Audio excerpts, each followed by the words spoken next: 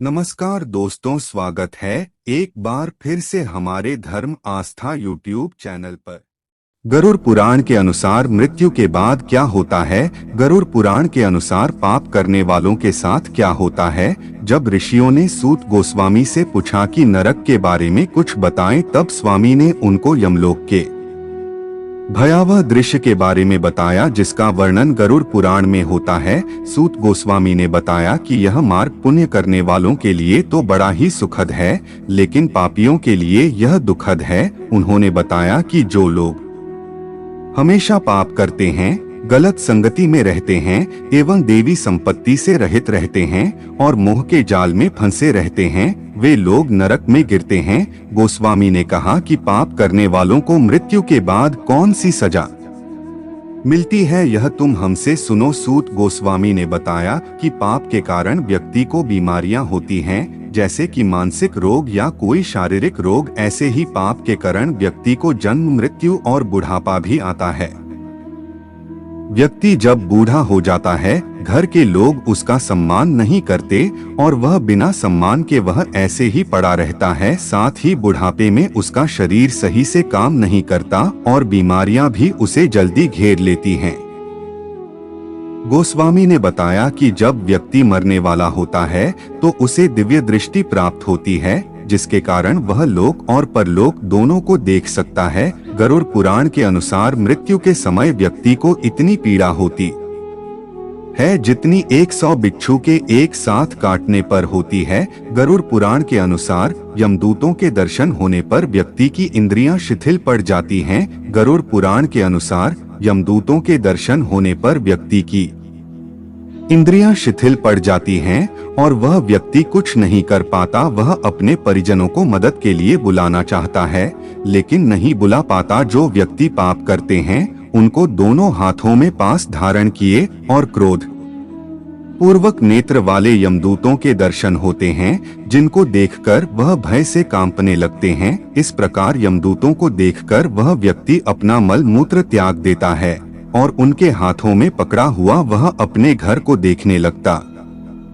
है। गरुड़ पुराण के अनुसार यमदूत उसके गले में पास बांधकर उसे ले जाते हैं और रास्ते में उसे डराते हैं, उसके पापों को उसे याद दिलाते हैं और साथ ही नरक का तीव्र दुख वे उससे पुनः पुनः वर्णन करते हैं। इसके बाद यमदूतों की बात सुनकर बहुत ही डर जाता है और साथ ही उसे रास्ते में चलते हुए भूख और प्यास भी लगती है, लेकिन यमदूत उसे पानी और भोजन नहीं देते। गरुड़ पुराण के अनुसार यमदूत उसे रास्ते में पीटते जाते हैं और उसे उन नरकों के बारे में बताते हैं जिनमें उसे लेकर जाया जाना है। सूत गोस्वामी ने बताया कि सैकड़ों और करोड़ों साल बीत जाने पर भी बिना भोगे कर्म फल का नाश नहीं होता। गरुड़ पुराण के अनुसार यमदूत उसे नरक की यातना के दर्शन कराते हैं और उसके बाद उसे छोड़ देते हैं। गरुड़ पुराण के अनुसार इसके बाद जीवात्मा वापस अपने परिवार में आता है और अपने शरीर में प्रवेश करने की कोशिश करता है, लेकिन गरुड़ पुराण के अनुसार यमदूतों के द्वारा पास में बंद किए जाने के कारण वह अपने शरीर में प्रवेश नहीं कर पाता। उस समय अपनी भूख प्यास मिटाने का जीव के पास एक ही तरीका होता है, जो है उसके परिजनों द्वारा दिया गया पिंडदान। गरुड़ पुराण के अनुसार जिन लोगों का पिंडदान नहीं होता, वे भूत बनकर यहीं पर भ्रमण करते रहते हैं और कई कई सालों बाद उनको दूसरा शरीर प्राप्त होता है। सूत गोस्वामी ने बताया कि सैकड़ों और करोड़ों साल बीत जाने पर भी बिना भोगे कर्म फल का नाश नहीं होता। अगर जीवात्मा ने कोई पाप किया है तो उसे उसका फल भुगतना ही पड़ता है, तभी जाकर वह पाप खत्म होता है और जब तक वह उस पाप को भोग नहीं लेता उसे दोबारा मनुष्य शरीर भी प्राप्त नहीं होता। इसलिए पुत्र को चाहिए कि वह अपने पिता का 10 दिनों तक पिंडदान करे। पिंडदान को 4 भागों में विभाजित किया जाता है। उनमें से पहले 2 भाग पंचभूतों की पुष्टि के लिए होते हैं ये होते हैं, तीसरा भाग यमदूतों के लिए होता है, चौथे भाग से उस जीव को आहार प्राप्त होता है जो यमदूतों द्वारा ले जाया जाता है। 9 दिन और 9 रातों में जीव का दूसरा शरीर बन जाता है और 10वें दिन उसमें कुछ शक्ति आती है। पिंड दान के द्वारा जीव का धीरे धीरे एक लंबा शरीर बनता है, जिसके द्वारा वह प्राणी रास्ते में शुभ अशुभ कर्म फल भोगता है और यमपुरी ले जाया जाता है। गरुड़ पुराण के अनुसार इस प्रकार जब 13वीं की जाती है तो मरने के 13 दिन बाद वह जीव भोजन प्राप्त करता है और 13 दिन बाद यमदूतों द्वारा यम मार्ग में ले जाया जाता है। उस मार्ग में वह अकेला ही होता है और प्रत्येक दिन में 47 योजन चलता है। यमपुरी का मार्ग कैसा है? गरुड़ पुराण के अनुसार सूत गोस्वामी ने बताया कि यम मार्ग में वृक्ष की छाया नहीं है। जहाँ प्राणी विश्राम कर सकता है वहाँ पर भोजन और पानी भी नहीं है, जिससे वह जीव अपनी भूख और प्यास मिटा सके। गरुड़ पुराण के अनुसार उस मार्ग में चलता हुआ प्राणी कभी कभी तो बर्फीली हवा से पीड़ित होता है और कभी उसे कांटे चुभते हैं, कभी वह सर्पों के द्वारा डसा जाता है, कभी हिंसक पशुओं द्वारा खाया जाता है और कहीं कहीं बिच्छू द्वारा डसा जाता है।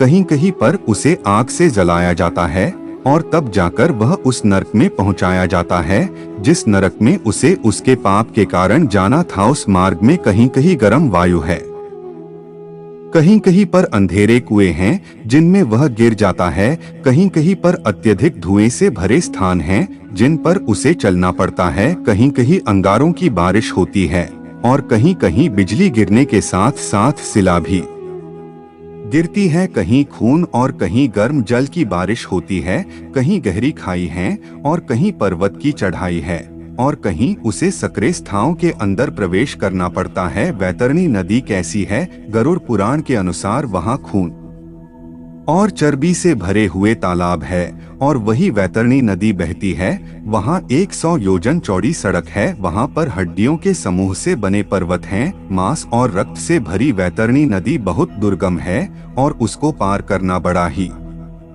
कठिन है। पापी लोग उसे बड़े ही दुख के साथ पार करते हैं। वह नदी सुई के समान मुख वाले भयानक कीड़े मकोड़ों से भरी है और वहाँ के पानी में मांस भक्षी जलचर, मछली और कौवे रहते हैं। उस नदी के प्रभाव में गिर जाने पर पापी रोते चिल्लाते हैं और यह पैनी चोंच वाले जीव उसे काटते हैं। वह भूख और प्यास से व्याकुल होकर रोता रहता है। गरुड़ पुराण के अनुसार यह नदी रक्त के प्रवाह से व्याप्त रहती है और देखने में बड़ा ही दुख उत्पन्न करने वाली है। कभी कभी इसमें गिरकर पापी दर्द के कारण बेहोश हो जाते हैं। बहुत से बिच्छू और शार्प उस नदी में मौजूद हैं, इसलिए उस नदी में गिरे पापियों की रक्षा करने कोई नहीं आता। उस नदी में गिरकर पापी एक क्षण में पाताल में चले जाते हैं और अगले क्षण में ऊपर आ जाते हैं। यह नदी पापियों के गिरने के लिए बनाई गई है और इस नदी का छोर कहीं दिखाई नहीं देता। यह अत्यंत दुख और बहुत डर उत्पन्न करने वाली है।